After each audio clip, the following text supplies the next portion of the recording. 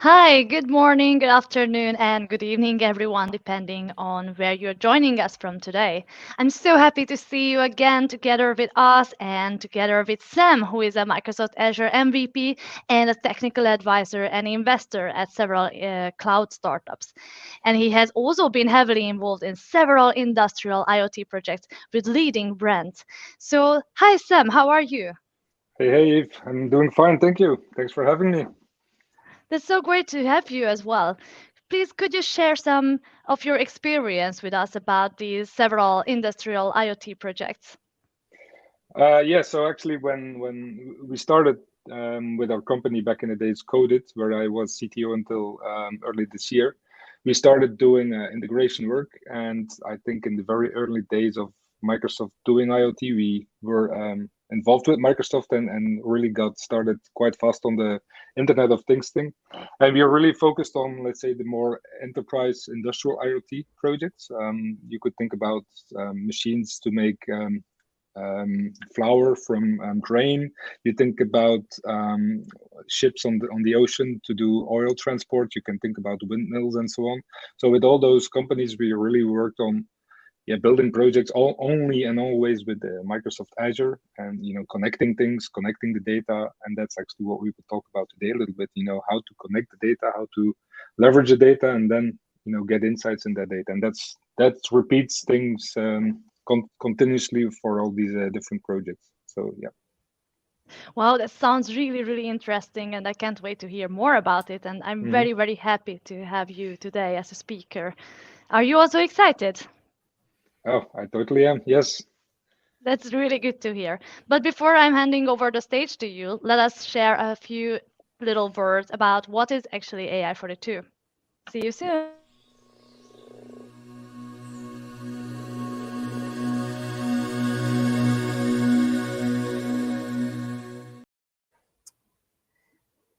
Yes, so as Eve said, we will give a small introduction here to AI42. So the motivation here for starting AI42 comes from the recognition that we see that there's no really good starting point or starting material to learn about artificial intelligence. So here we have AI42, which is a strong team consisting of 3 Microsoft AI MVPs that will strive to provide you with a valuable series of lectures in data science and AI. And we will hope that this will jumpstart your career in data science and artificial intelligence. So AI42, we aim to provide you with the necessary know-how so that you can land your dream job as long as it's related to data science or machine learning. And the concept is quite simple. It involves professionals from all around the globe that will explain to you the underlying mathematics, the statistics, the probability theory, calculations, and data science and machine learning techniques. And this might sound like a lot, but don't worry, we will guide you through this all. All you have to do is follow our channel and enjoy the content every second week. So it will be filled with real-life cases and expert experiences. And we have all started from scratch, and we are happy to help you build it up from there.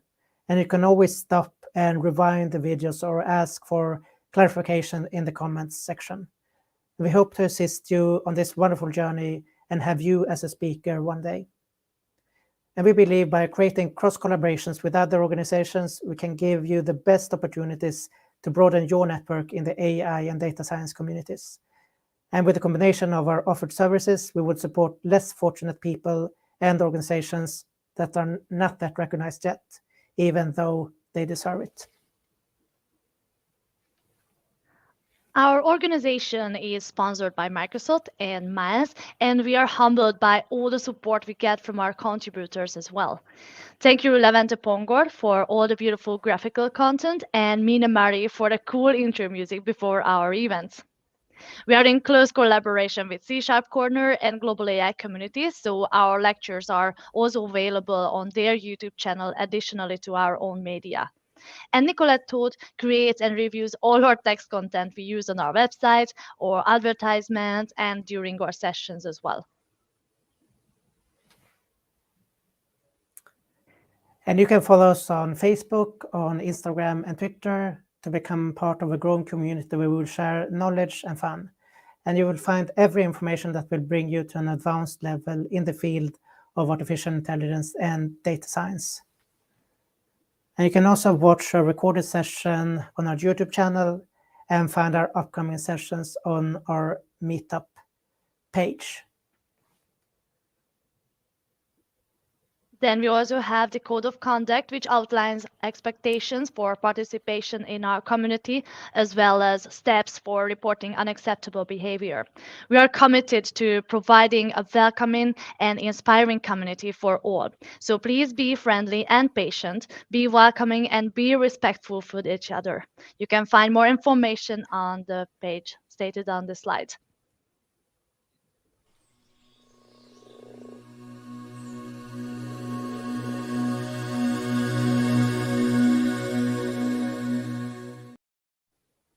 So welcome back, Sam and Håkan. Hey. It's great to have you back, and I really hope that this session will be really exciting for everyone. And as you mentioned, Sam, already, there will be a lot of information about how do we collect data from in IoT scenarios and think about something called time series. Mm-hmm. Yes, So, exactly. Yeah, so can you tell us a few words before we get started about this session? Yes, so I will position what time series, what data specifics there are in time series data. I will highly touch a little bit on time series insights and data explorer, but not too much because I want to dive a little bit deeper in the whole streaming from how you get data into IoT Hub, how you can process that data with Azure Stream Analytics. And actually from Azure Stream Analytics, we will be consuming machine learning endpoint from Azure Machine Learning. And there will be a little data science part that I will not dive too deeply in, but all the code is available. And that data science part is, focusing on predictive maintenance on top of a data set. And all of the code that you will see will be available for everyone. So you can definitely play with the things yourself. Ah, cool. That's nice. Thank you so much for that. And I think before we get started, I have a few things, some notes to remember. That remember to ask your questions in the chat, and Sam can answer these questions during the session and after the session as well. And Håkan, do we have anything else to share? Yeah, we have actually a Slido link here that you can fill in already now. So let us post that in to the comment section. So this will be helpful here for Sam to have a better understanding here of the audience. Yes. Yes. So with that said, I think we can hand the stage over here to Sam.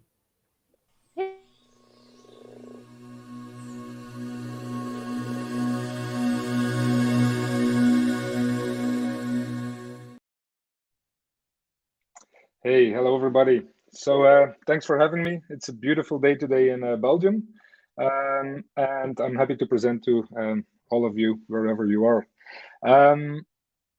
Today, as we said, will be about time traveling with the cloud, and the cloud of today is of course Microsoft Azure. I'm Sam van Houten. I'm located in Belgium, and I'm an Azure MVP. And the link to the GitHub is definitely very relevant because you will find the presentation, you will find code, you will find even some documentation on everything that I will show today, and actually a little bit more, because this is actually a subset of a larger session that I gave, because I want to dive a little bit deeper, focusing in the AI part more than I typically would do. As I said, I'm Belgium. Azure MVP. I've been gaining my experience mostly in the past 17 years that I worked as CTO at Codit. And currently I focus more on advisory and investment in cloud startups, which is a very new and interesting word for me. What I have been doing mostly is focusing on data and AI, IoT, and serverless platform. So with the cloud. When I'm not behind my screen, I'm typically trying to cycle as much as I can and to do traveling. Now, this is the outline of the session, and you can see that the second part is a little bit grayed out. So I talk about how time series typically are, How I will explain the scenario of choice for all the demo code and so on that you can get. I will show how I use Azure Machine Learning to do time predictions using LSTM that you may know if you have been doing AI or deep learning already. And I will show how I can use that machine learning model from Azure Stream Analytics. So I think that is the outline, and it really typically builds up to an architecture. But first, a very quick overview of how time series typically are positioned in the whole way of communication between systems. So what you typically have is you have intents and you have facts. With intent, if a system creates, for example, a comment or an assignment or an update, it really shows that it expects something to happen. And that's what we call messages. And facts are just things that you report or you notify, like the door has just opened. I have clicked on this link. These are more events. So the time series typically play the role in the events. But the events can be typically in two different types. You have discrete events. Like I said, the door is open, or an order was created, things like that. They are typically just reporting something, and they are independent from each other most of the time, and you can action on that. With time series, it's different. You really need the time order, because of course the events typically have a sequence, and the timestamp will always be linked with that. And they are also what we call context partitioned. What we mean with that is that, for example, if you have a smart building like we had at customers with multiple sensors, you typically have a time series for every sensor, and you would context partition by the sensor. So you will make sure that the devices of your IoT hub, for example, that their time series data is correlated with each other, and they will be analyzable over the course of the time. So time is extremely important in that. And you typically find four components in time series. One that you typically have, and that we all know, is a trend.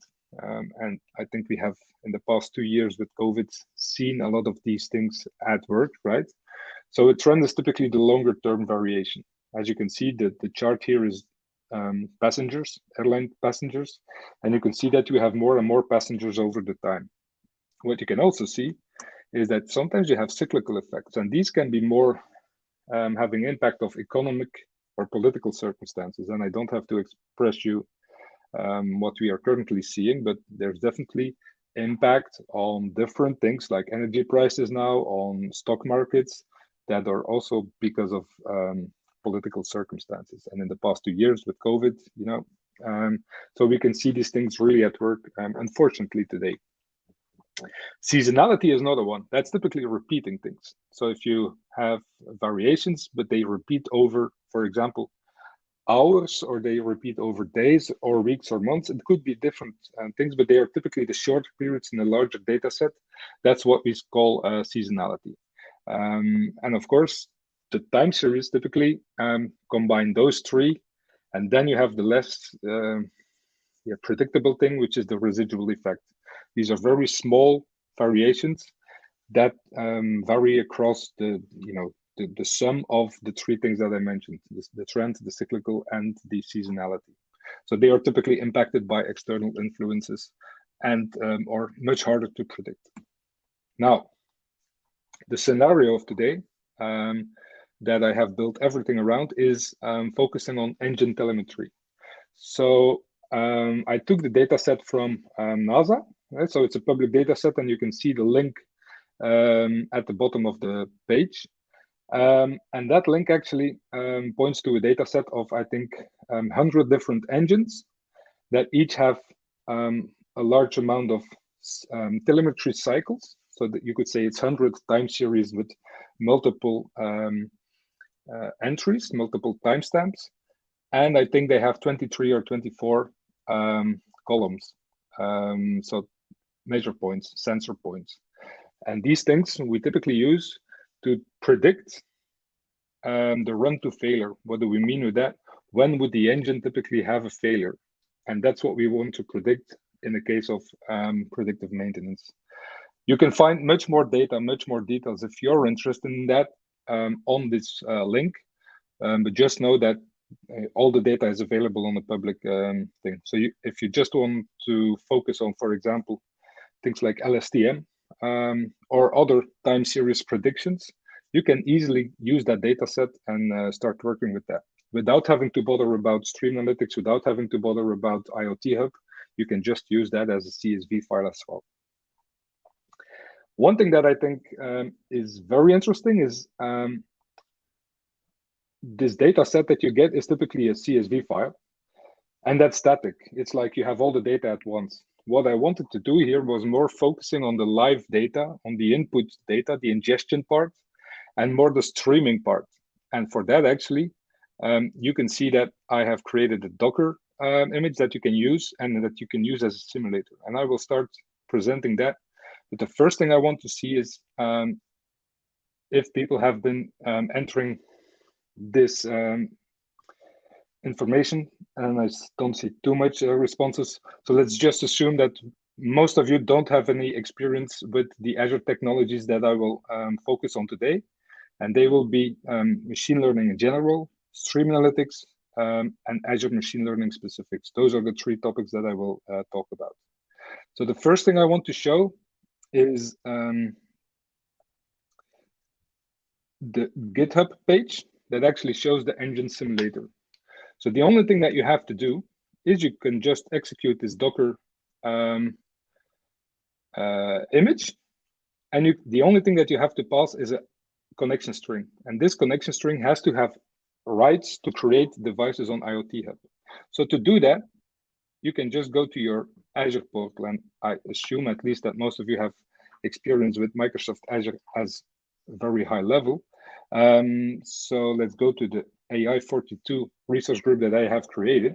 And to create an IoT Hub, you can easily just say, okay, I create a new resource. And here we have it. You create an IoT Hub. So what you do, you just give it a name, demo AI42. You have to specify your region like you have to do with everything. And I have picked Western Europe. Then you can specify some networking things that I will not focus on. And what is interesting is that an IoT Hub has to have a scale and a price linked with that.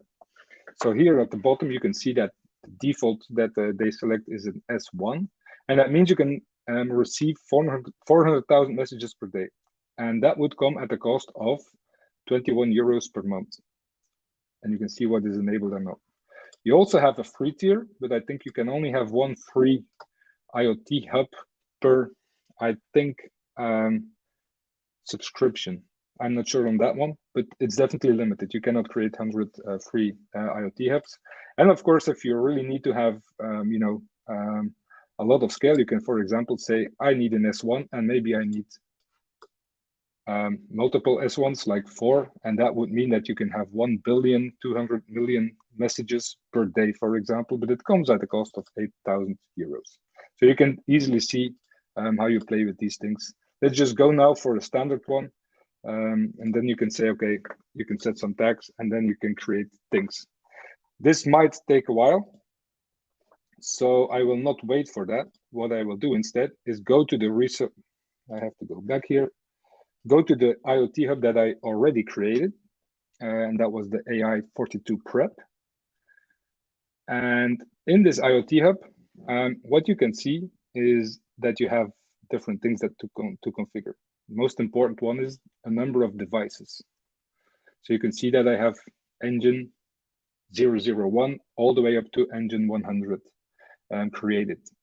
And what is important as well, you can use shared access keys. So shared access keys give people or devices or systems a right to do things on IoT Hub. So I can say I create a new policy, and you have 4 permissions here. You can say I have the registry. So that means, can I read the devices that are on this IoT Hub? Can I even create devices on IoT Hub? Can I send data on behalf of a device? So I am a device and I'm sending data into IoT Hub. Or can I just listen on data that is coming on the service side, so on the cloud side? So the thing that I have to do in my case for this simulator is having an access policy name let's call it AI42 demo, that can create devices and that can send data on behalf of devices. And if I do add, again, it takes a while.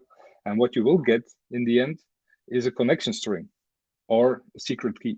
And you can use that connection string or secret key to send data on behalf of. And that's actually what we will need to paste here. Here we have an environment variable that we will run in the Docker container. And there we have to pass a connection string. So these 3 X's, that's something that I have to replace with, hopefully, the connection string that is still being created. But that's the thing that I will do. If I count to 1, 2, 3, then I just cancel it. And let's take one that I already have created, the engine one. And it seems that the portal is a little bit slow. Oh no. So it is like a connection string to a database and other things. Yes.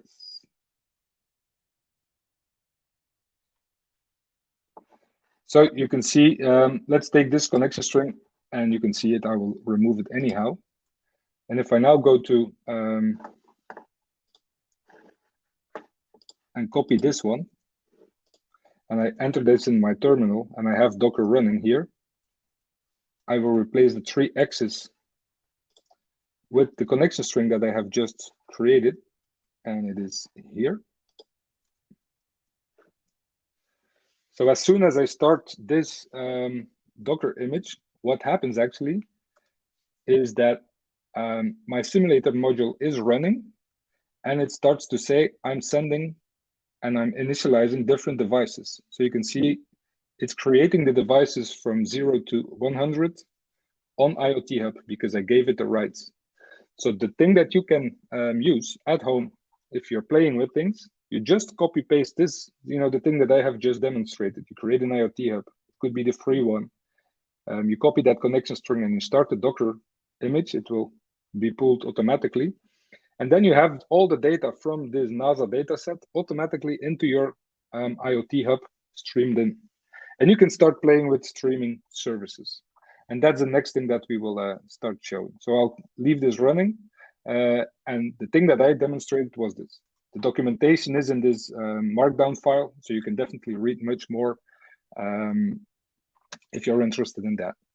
And the overall scenario that you can find on the GitHub repo is actually that you can use the same module in IoT Edge. So IoT Edge, we will not dive into details, but the thing that you can remember from that is that IoT Edge is typically something that runs on the edge, so away from the cloud, in the factory, on the ship, close to the windmill, whatever you have.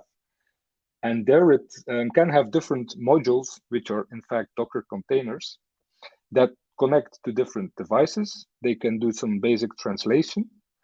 And by the way, if you join AA42 in, I think, May the 4th, so the Star Wars Day, you will see that Peter, another speaker, will talk about Azure Percept. And that will focus a lot on the IoT Edge side. So how to bring AI capabilities onto the edge.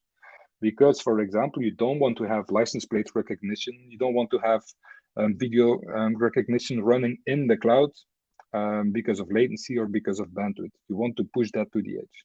And that's what IoT Edge is definitely used for. So what I have shown is that we can send from the edge to IoT Hub. We will not focus today on time series, but I'll just mention it very quickly. With time series insights, you can easily just, without writing any letter of code, link to IoT Hub. So you just create a new time series insights instance. You link it to the IoT Hub source, and the data is streamed automatically to the time series, and you get automatically insights in what the data is that you get without writing any letter of code. And you can throw away the time series insights instance easily. But for example, in proof of concepts or in demonstrations to customers or in just exploring what data you get from devices, just adding time series insights already takes like 5 minutes of work. and it gives so much insights and so much things if you have, of course, time series based data, because you can see trends, you can see seasonality, you can see it all visually. That's outside of the scope of today.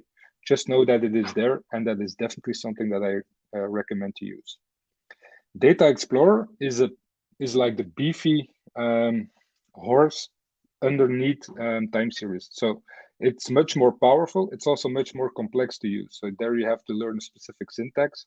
And also that one is not in the course of today. So the three things that we focus on today are IoT Hub, Stream Analytics, and machine learning. All right. So Stream Analytics will sit behind IoT Hub. Again, not writing any letter of code, just connecting IoT Hub with Stream Analytics. There's out-of-the-box integration. It gets the stream of data. So all the events that I have sent from this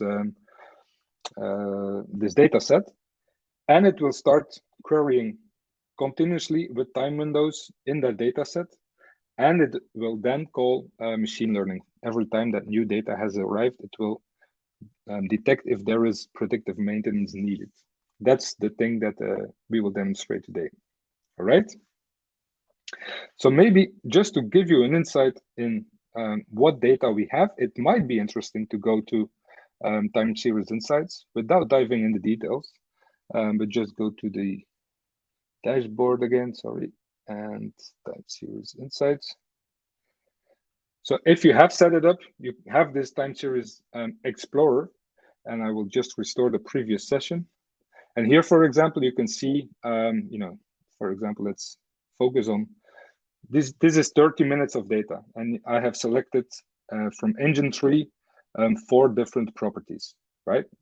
And what I can do is I can zoom in, and I can also say, okay, maybe this is an interesting part. Let's just explore the events. And this is the raw data that is behind all the incoming data of IoT Hub. So my data set has, or my module, that simulator has taken the data set.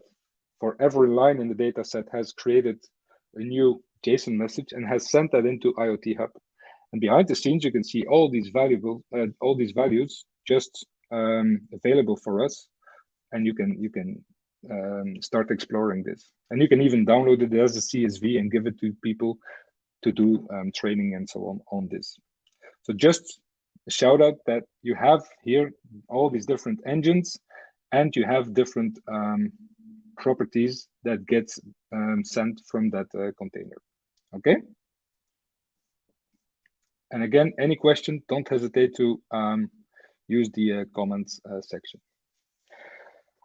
So the thing that we focus now is how can we actually predict things for the future? And what we want to do is classification. So with AI classification, we typically want to know, do we need predictive maintenance or not? You can also predict the number of runs to failure. That's another one. That's then more regression rather than classification. But what we do is we want to build a classifier that says, do you need prediction or not? And for that, we use Azure Machine Learning. Now, with time series prediction, you don't always have to fall back on things like deep learning or even machine learning. A lot of things can be, and by the way, there's a question from Gabriel first that I'll take. His question is, in a real industrial IoT project, would an alternate architecture include a data storage solution as well? Definitely yes. So the thing that I have now focused on or will focus on is on streaming, but streaming is more like volatile data. You don't store the data for the longer term.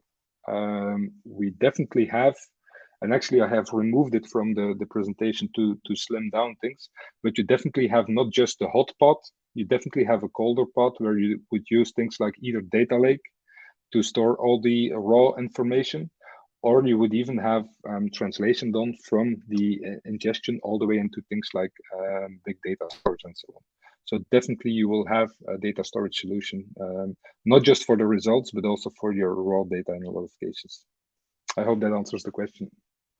So what I was saying, if you want to do predictions, like I want to predict the next number of, I don't know, passengers, or I want to predict the revenue for next week or things like that, There's definitely things that don't have to be machine learning or deep learning. You have a lot of statistical information and algorithms available, things like moving averages, autoregression, ARIMA and SARIMA. So these things are definitely available and easy to use. Another one that I like to give a shout out that you don't have to know any data science for might be the Profit. And actually Profit is something from Facebook. It's an algorithm that is really strong in the seasonality, and I think they use it internally also for their advertising and so on. But it is something, it's, as far as I know, only Python. But if you apply that to data sets with time series, it works quite well for predicting things with seasonality. The thing that I have tested, that I have also shared in the GitHub repo, is, however, a deep learning algorithm with Keras. So Keras is leveraging TensorFlow behind the scenes. And by the way, a disclaimer, I'm not an AI expert at all. So I definitely know that I'm not the right guy that will express how LSTMs and so on work.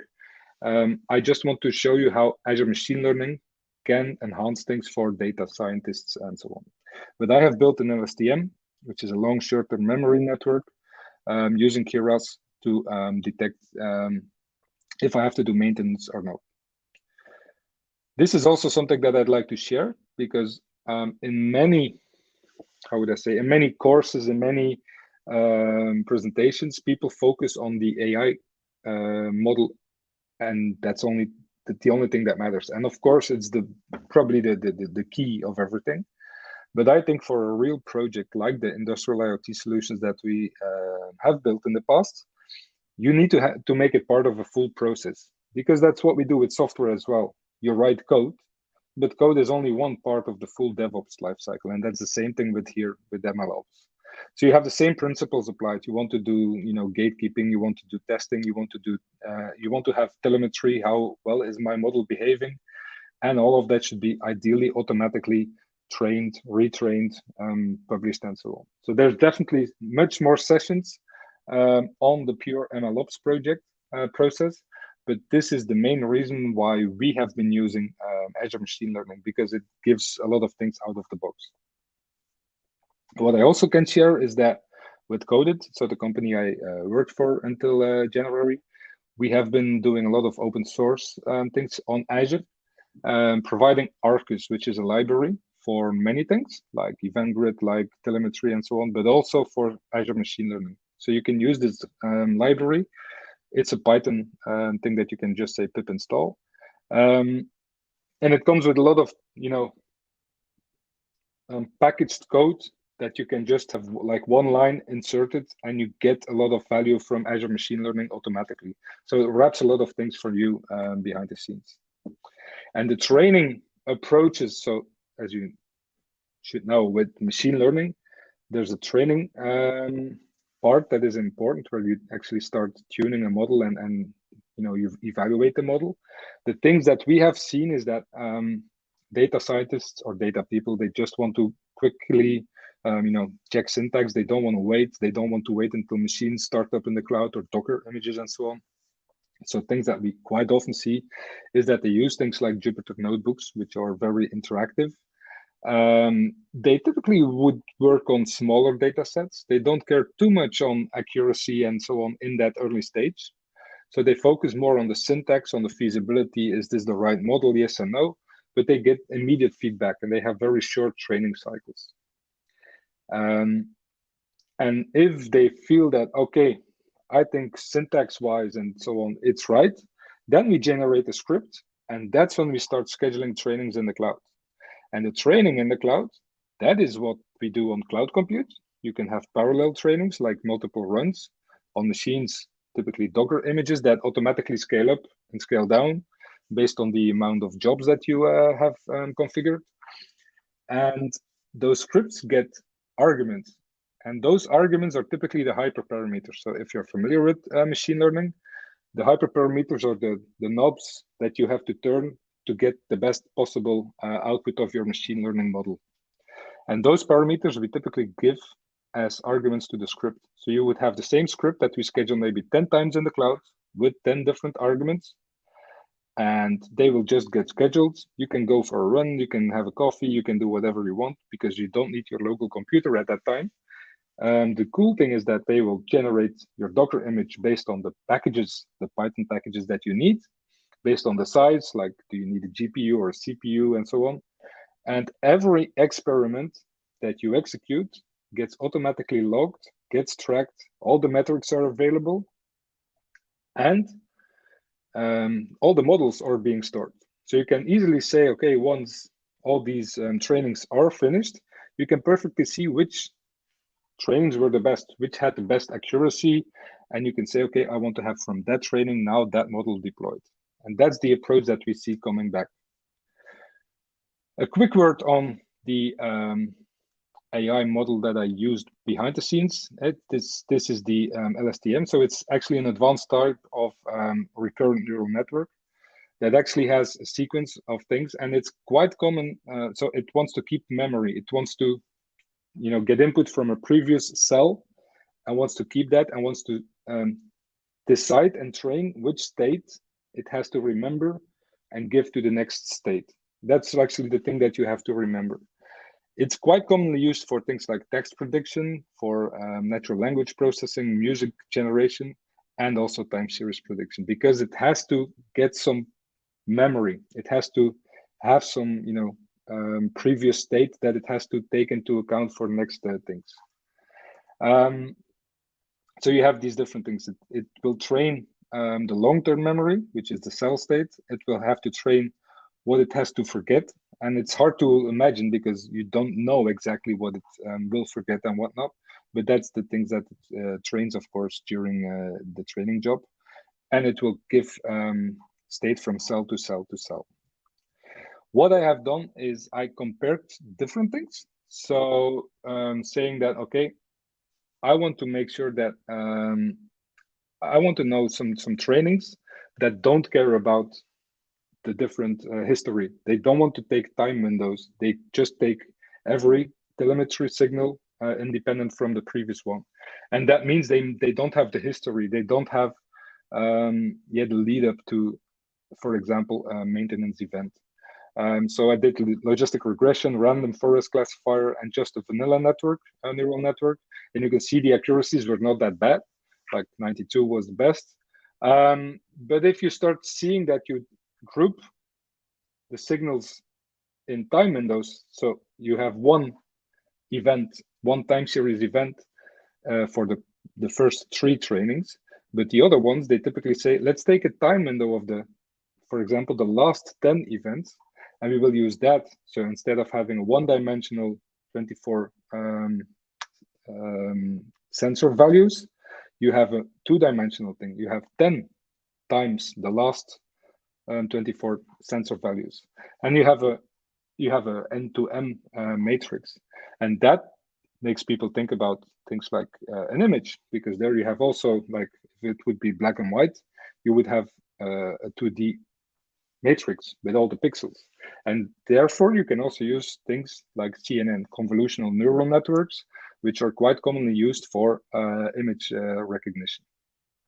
And you can see that we also had a 92 accuracy, but with LSTM, with a window length of 30, we got up to 93 accuracy. And that's an important one, because you have impact of the window length. You have the impact that says, okay, if you only take the last 15, you can see that the accuracy is not good enough. If you take a window of the last 30 signals, you can see you have a better accuracy. And if you would have 50, you have 95. But of course, you have to trade off in reality between what is valuable, what is possible, and you don't want to go into overfitting. There's probably a question. Oh no. Hello, Venkat. Nice to have you on the call. So let's go to Azure Machine Learning and let's demonstrate how we have used that in the training approach and how we actually have trained the model and also exposed that model. And that's the thing that I want to go and demonstrate right now. So let's close TSI and let's go to the dashboard again. No, and here, I know it's still open here. So I hope people are familiar by now with things like notebooks. So this is a Jupyter notebook that I actually run on compute in Azure Machine Learning. But you can perfectly just do a git clone from the repo and run it in your own environment. It could be on Google, it could be just locally on your local Python installation. Let's just go and skip all the imports. So what I actually did is, first of all, I create a context and I would say, okay, I want to execute the training in this context of this Azure Machine Learning workspace. And you can see this is the Azure Machine Learning workspace that I'm part of, that I will start using. The next thing I do, and let's do it like here, I actually will say, okay, I'm taking a data set from my Azure Machine Learning workspace. It's called Engine Data. So that workspace, that data set you can see here, it's all these variables that are part of that MESA data set. And I'm, doing some preparations just to get that data set loaded in my local environment. The next thing I do is I have some functions to get time windows. I have some other functions to do these things. And then I say, okay, I will take my training set, I will take my test data set from that data set. So I actually take the windows, taking, I think it's 30.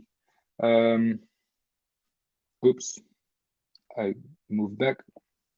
So I think I take 30 windows of 30 telemetry signals.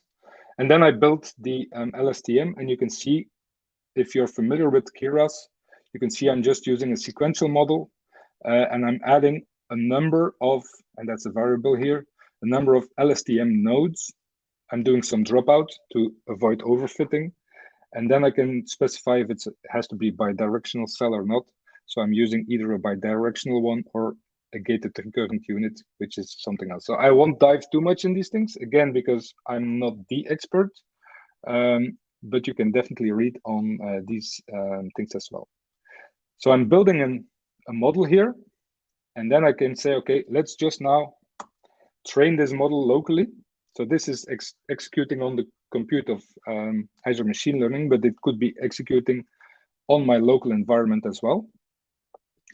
And what I want to show is that all the experiments that you run, either locally or in the cloud, are automatically tracked as part of this experiment and as part of this run.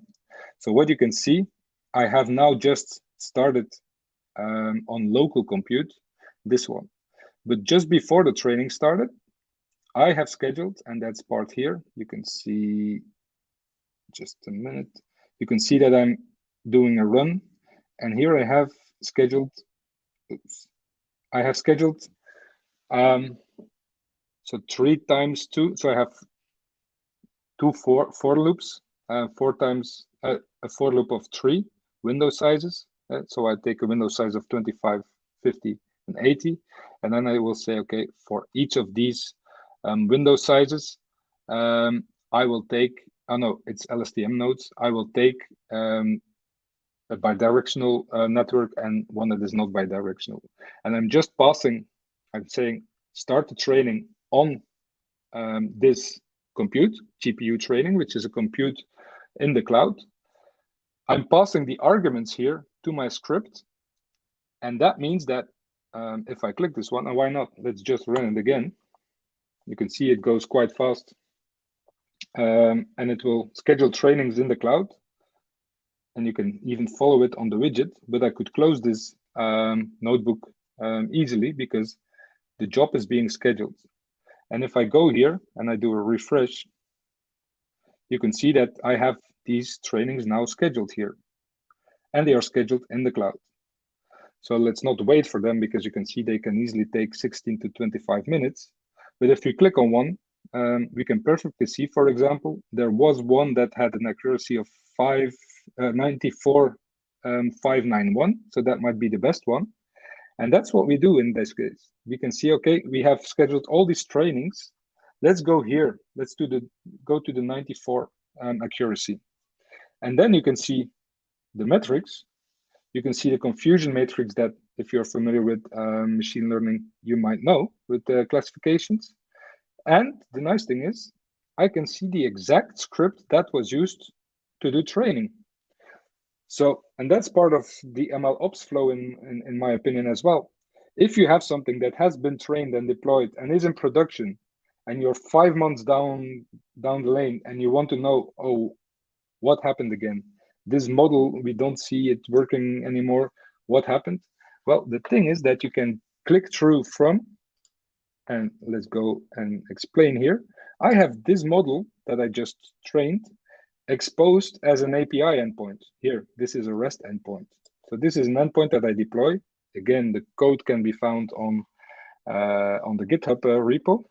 But this endpoint can be called from anywhere. And I can perfectly see, oh, this model, this endpoint is using this model.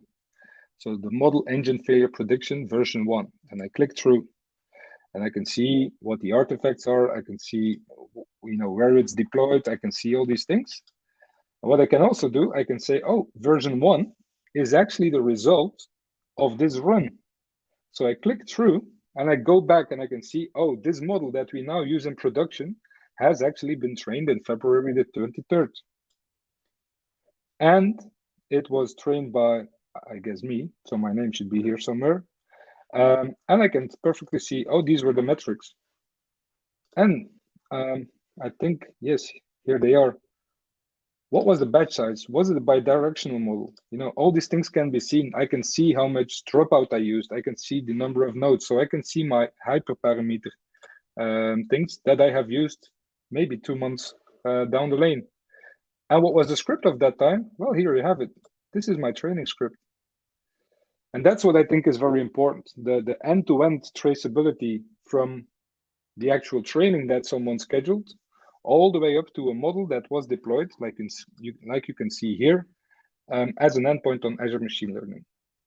Again, we are limited in time, but just take that into account, that this is part of the end-to-end traceability of Azure Machine Learning, and you don't have to write too much extra code to make it, to make your data science or data modeling making use of Azure Machine Learning. That's what I wanted to give as a biggest takeaway, much more than how to build an LSTM model.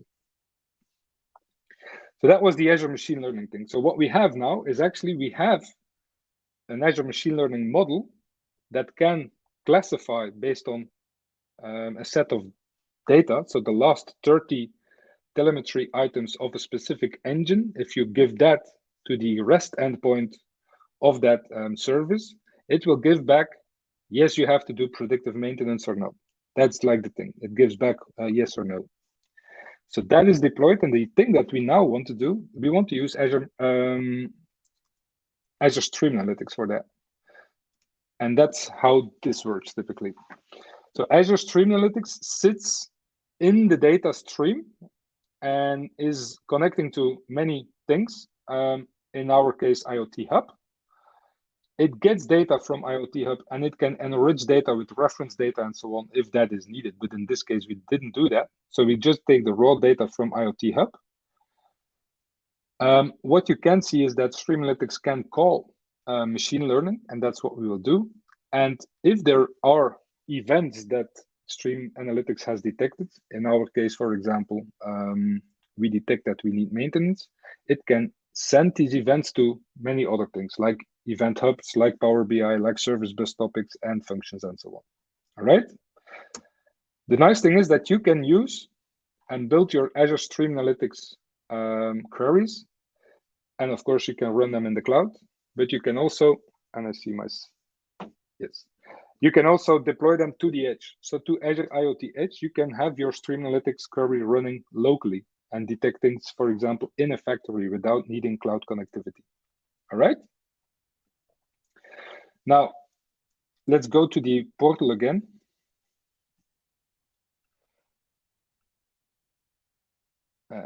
This is the portal. And go to the Stream Analytics part. So this is typically how a Stream Analytics job works. You can connect one or many inputs. In our case, we have one Stream IoT Hub, and you can see it's connected.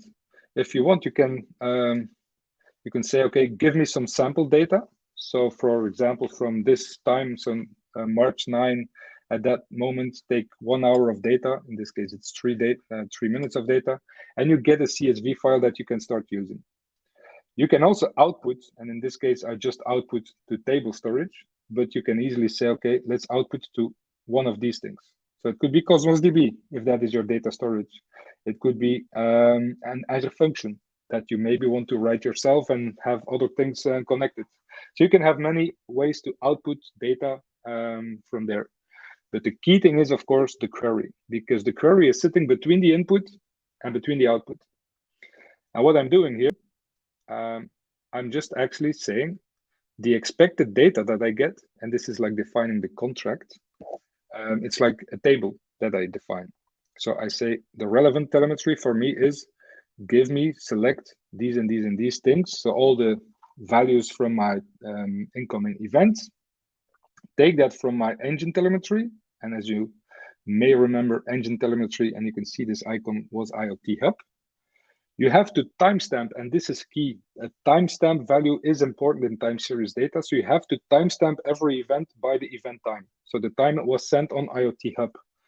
If there would be some, here, the event enqueued UTC time. Yeah? If, of course, there would be a timestamp inside of the telemetry message, you would typically take that one, because that is probably the timestamp that was created by the machine or by the engine, and that's much more relevant than the time it arrived on the queue, because there might be some retries and so on. Anyhow, so here I'm just saying, this is how my, let's call it, temporary table in Stream Analytics works.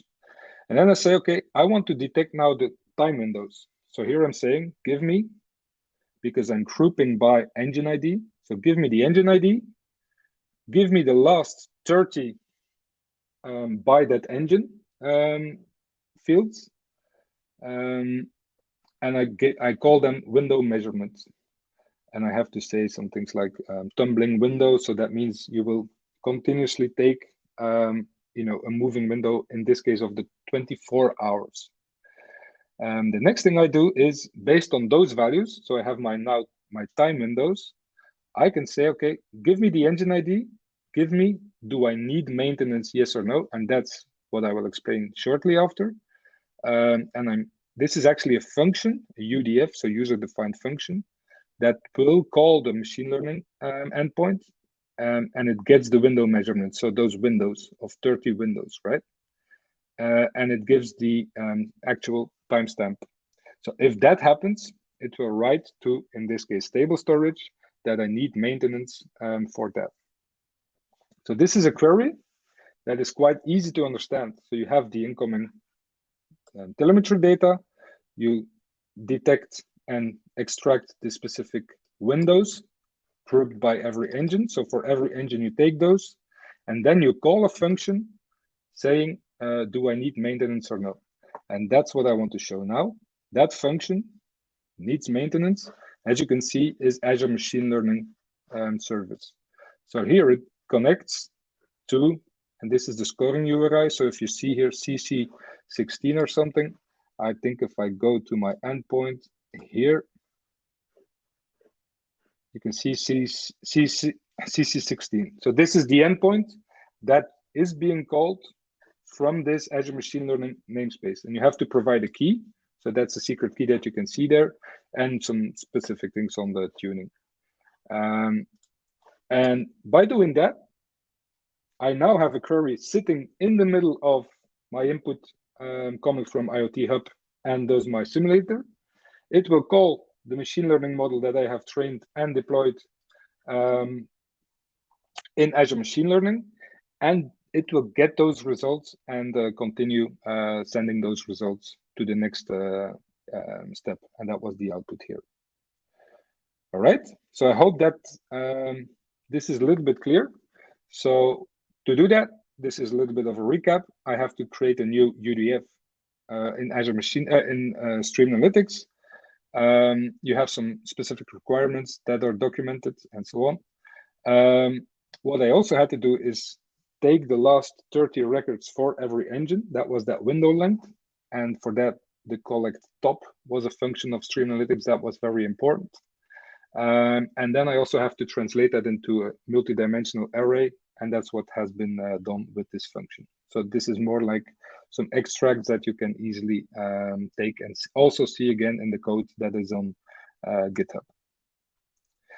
This brings me to the end of the session. So the wrap up of the architecture, we have been focusing much more on the, let's say, the center part here. So we had IoT Hub getting data from an IoT edge, in this case, Docker image, sending all the data to Stream Analytics. That was actually calling data from Azure Machine Learning, or calling a function from Azure Machine Learning that we trained on that specific data set. Okay. With that, I would happily answer any remaining questions, any things that were unclear. And I can already say that I was very happy, of course, to present here, and would be happy to present another time if there's interesting subjects. Thank you already.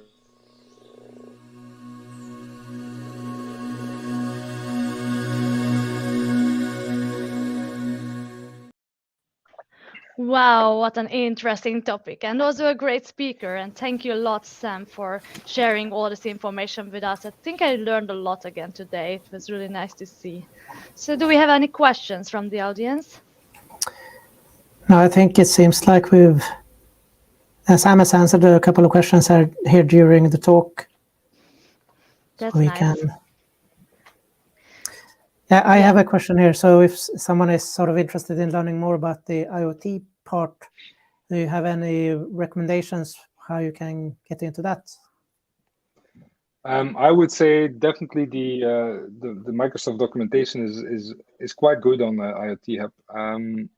I would say get started there. The good thing is that it's quite so whatever language you speak, and then I'm talking not about voice, but the language of code.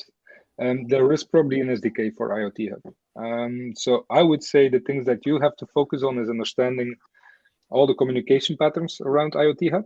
Yes, you can send data in many different ways from the field into IoT Hub.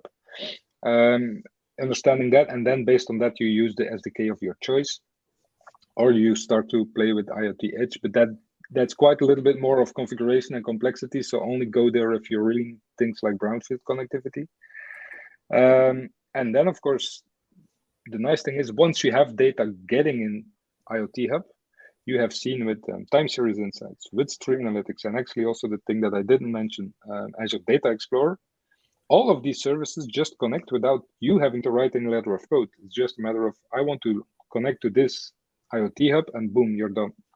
So I would say go and start around IoT Hub, and you will see you have people that really want to go to the device side, and you have people that say, okay, I don't care about the device side, I'm a cloud person.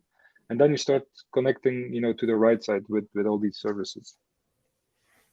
Mm-hmm. We actually had a question from Gabriel here. He says, is it required to learn JavaScript or C# for industrial IoT, or can it all be done with Python? Well, I just briefly touched upon that. So you can virtually use any language of your choice. What I see is, of course, that Python is really on the data side, quite heavily used. If you use things like Stream Analytics, there you can see that it's more like T-SQL syntax. But at the other side, in reality, we have seen that Stream Analytics sometimes is not broad enough. So people fall back on things like Databricks with Spark, for example, and that's then again Python or Scala. So I would say pick whatever language you're comfortable with. And JavaScript, I've seen JavaScript like Node.js things with IoT, but me personally, I'm a C# and Python person. But again, that's a personal choice. Yes. And we also have just a comment here from Gabriel here. He said that I find this topic fascinating. Thank you thank you much, Sam, for a great session here. Thanks for staying so long. Yes. So I think that's one more question here from Gabriel. In your experience, have you seen IoT projects implemented with Raspberry Pi, Arduino, or ESP32? Yes, but I have always voted against them, just because I don't believe that these devices have the right. They are awesome, so trust me, they are awesome and they are good for proof of concepts and prototyping, but they typically don't have the right requirements on, do they behave in a production environment for multiple years, like you often write on things like SD cards, and they have a limited number of transactions and so on. So I would say no.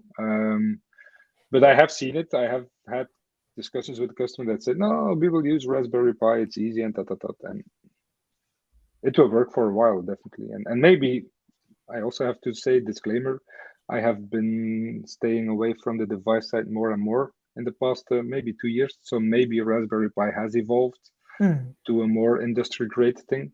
But I see more and more that, especially in the industry, that customers focus more on like industrial gateway computers and so on.